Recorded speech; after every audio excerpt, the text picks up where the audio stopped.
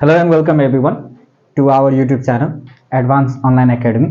आज म क्लास 10 लाई ध्यानमा राख्दै साइन्स एन्ड टेक्नोलोजी सब्जेक्टको सम ग्यासेस भन्ने च्याप्टर चाहिँ लिएर आएको छु है। हुन त सबै च्याप्टर एकदमै इम्पोर्टेन्ट छ, तर यो च्याप्टर भने लङ क्वेशनको लागि अझै धेरै इम्पोर्टेन्ट रहे। अब यो सम ग्यासेस भन्ने च्याप्टरमा हामीले चाहिँ दुईटा ग्यास मेनली पढ्नुपर्ने हुन्छ। एउटा पढ्नु पर्यो हामीले कार्बन डाइअक्साइड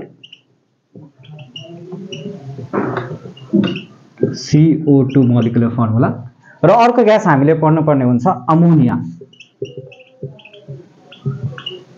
NH3 भन्ने मोलिकुलर फर्मुला। यो दुईटा ग्यासमा पनि आज हामीले मेनली कार्बन डाइअक्साइडलाई फोकस गरेर क्लास चाहिँ लाग्दै गर्छ है।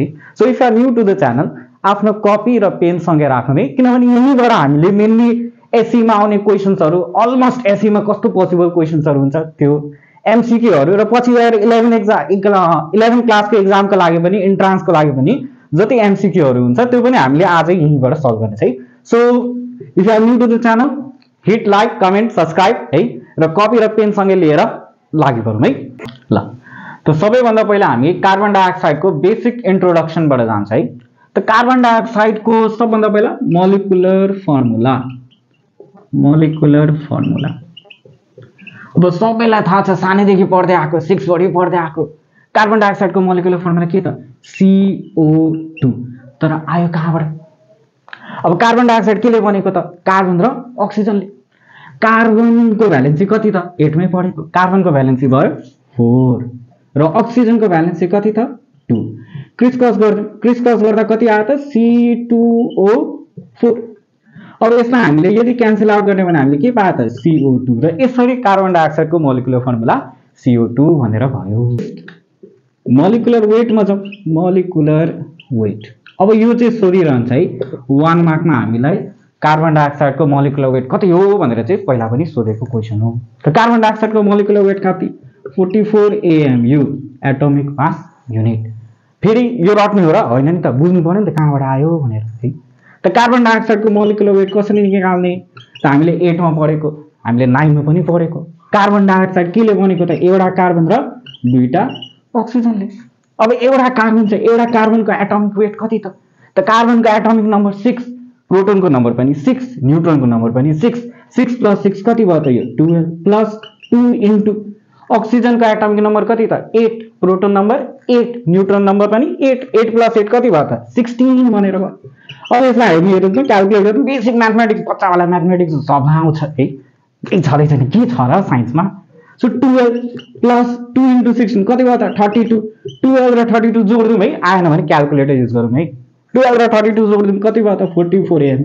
आजकलको बच्चालाई आउँदैन नि त, क्याल्कुलेटर युज गर्छन् सानैदेखि। ल त्यसरी चाहिँ कति आयो त? 44 AMU भनेर आयो। अब यो चाहिँ 1 मार्कमा सोध्छ है, what is the molecular weight of carbon dioxide भनेर। त रट्ने होइन नि, आयो भने त यसरी गरेर जाने नि त, किन रट्ने। अब अकरेन्सको कुरा गरौँ। कार्बन डाइअक्साइड कहाँ पाइयो त? कार्बन डाइअक्साइड एटमोस्फियरमा पाइन्छ, सबलाई थाहा छ। कति पाइन्छ त? याद राखौँ है, एटमोस्फियरमा चाहिँ 0.03% कार्बन डाइअक्साइड पाइन्छ। फेरि यो पनि सोध्छ है हामीलाई, 1 मार्कमा सोधेको छ। निमाको क्वेशन ब्याङ्क पल्ट, अस्मिताको पल्ट, रिडमोरको पल्ट, कुनै पनि क्वेशन ब्याङ्क पल्ट सोधेको छ त्यहाँ पनि। What is the percentage of carbon dioxide in atmosphere? त याद राख, 0.03% इन कार्बन डाइअक्साइड प्रेजेन्ट छ। नेक्स्ट, अब यो कार्बन डाइअक्साइड ग्यास हो त ग्यास के हुनु पर्यो? डिस्कभर हुनु पर्यो। ग्यास कसले डिस्कभर गरेको त? भ्यान हेल्मोन्ट भन्ने मान्छेले चाहिँ in 1630 discovered carbon dioxide, discovered CO2 by burning वुडलाई चाहिँ बर्न गरेर चाहिँ भ्यान हेल्मोन्ट भन्ने साइन्टिस्टले चाहिँ सबैभन्दा पहिला कार्बन डाइअक्साइडलाई चाहिँ के गरेको थियो त? डिस्कभर गरेको थियो। अब यो कति चाहिँ बुकमा लेखेको छैन, सोधेको पनि छैन अहिलेसम्म चाहिँ, अलिकति नलेजको लागि पनि याद राख्नु है। त्यसपछि हामीले भन्ने हो भने अब डिस्कभर त भयो कार्बन डाइअक्साइड, डिस्कभर भइसकेपछि अर्को साइन्टिस्ट आयो जसको नाम थियो जोसेफ ब्ल्याक। कालो थियो कि थिएन थाहा भएन त। जोसेफ ब्ल्याक चाहिँ इन 1755, ठिक छ है, जोसेफ ब्ल्याक इन 1755 उसले चाहिँ के गर्यो भने म्याग्नेशियम कार्बोनेटलाई चाहिँ बर्न गर्यो। magnesium carbonate and obtained carbon dioxide.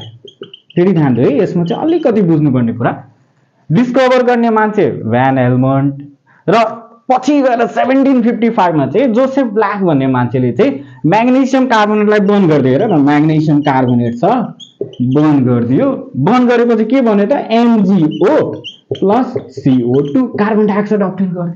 र यो फेरि हेर, यो कहाँसँग रिलेट गरिदिन्छ हामी, यो भन्दा अगाडि पढेको च्याप्टर छ हाम्रो केमिकल रिएक्सन भन्ने, त्यहाँ सोधिदिन्छ, यस्तै क्वेसन दिइहाल्छ अनि भनिदिन्छ identify the type of the reaction. त यो के भयो त हाम्रो रिएक्टेन्ट, यो के भयो त हाम्रो प्रोडक्ट। एउटा रिएक्टेन्टबाट दुईटा प्रोडक्ट बन्यो, यो कस्तो टाइपको रिएक्सन हो त, डिकम्पोजिसन रिएक्सन। अरे क्वेसन त जहाँबाट पनि बनिहाल्छ हो, क्वेसन बनाउन चाहिन्छ है, मान्छे चाहिन्छ नि, क्वेसन त जहाँबाट पनि बन्छ। त्यही भएर त हामीले पढ्यो सन ग्यासेस, रिलेट गरिदियो यसलाई कोसँग त, केमिकल रिएक्सनसँग रिलेट गरिदियो। अब यसै गरी यति चाहिँ हाम्रो जेनरल इन्ट्रोडक्सन भयो कार्बन डाइअक्साइडको लागि। र यसपछि हामी मेनली फोकस गर्छ अब के त, प्रिपरेसनमा। आजको मेनली क्लास हाम्रो केमा फोकस हुन्छ, प्रिपरेसनमा। यहाँबाट हामीले आउनुपर्ने के हो, यो दुईटा चाहिँ मेनली याद राख्नुपर्ने एक्जामिनेसन पोइन्ट अफ भ्यूको लागि है। ल त्यसो भए हाम्रो नेक्स्ट टपिक रहेछ general method of preparation of carbon dioxide. अब मेथड अफ प्रिपरेसन धेरै छ, तर हामीले यहाँ दुईटा मेनली पढ्छौँ। पहिलो मेथड हामीले के भन्दियो, बाई कम्बसन अफ हाइड्रोकार्बन। अब हाइड्रोकार्बन हाम्रो फेरि कोर्समा छ, एउटा छुट्टै च्याप्टरै छ हाइड्रोकार्बन। हाइड्रोजन र कार्बन भएको कम्पाउन्डलाई के भन्दियो त, हाइड्रोकार्बन भनेर भन्दियो है। अब हाइड्रोकार्बन एउटा एक्जाम्पल लिउँ, हाइड्रोकार्बनको CH4 सबभन्दा सजिलो है, मिथेन भनेर पढेर आएको, यो पनि मिथेन भनेर। कम्बसन भनेको बर्न गरिदिने, in presence of oxygen burn गरिदिने। त मिथेनलाई हामीले अक्सिजनको प्रेजेन्समा, एयरको प्रेजेन्समा बर्न गरिदिएपछि के बन्यो त हाम्रो carbon dioxide. Method of preparation of carbon dioxide त्यो त बन्नै पर्यो, प्लस के भन्छ त, वाटर भनेर भन्छ है। अब यो रिएक्सन एउटा छ। अब यसलाई ब्यालेन्स गर्नु पर्यो। ब्यालेन्स गर्नको लागि हेर त, कार्बन 1 छ, यहाँ पनि कार्बन 1 छ, ब्यालेन्स हो। हाइड्रोजन 4 छ, यहाँ हाइड्रोजन फेरि 2 छ है। अब यसलाई ब्यालेन्स गर्नको लागि हामीले यहाँ के हाल्दियो त, 2 हाल्दियो। हाइड्रोजन 4 भयो। अक्सिजन फेरि हेर्दा अक्सिजन यहाँ रिएक्टेन्टमा दुईटा मात्रै रहेछ, प्रोडक्टमा अक्सिजन 2 र यहाँ 3, प्रोडक्टमा पुगेन, यही 3 भयो, यहाँ चाहिँ 2 भयो। त यहाँ पनि हामीले एउटा 2 हाल्दियो, अक्सिजन पनि ब्यालेन्स भयो, यो पनि 4, यो पनि 4 है। नेक्स्ट मेथड अफ प्रिपरेसन रहेछ बाई हिटिङ क्याल्सियम कार्बोनेट। अब यो चाहिँ मेनली इन्डस्ट्रिजहरुमा चाहिँ युज हुन्छ।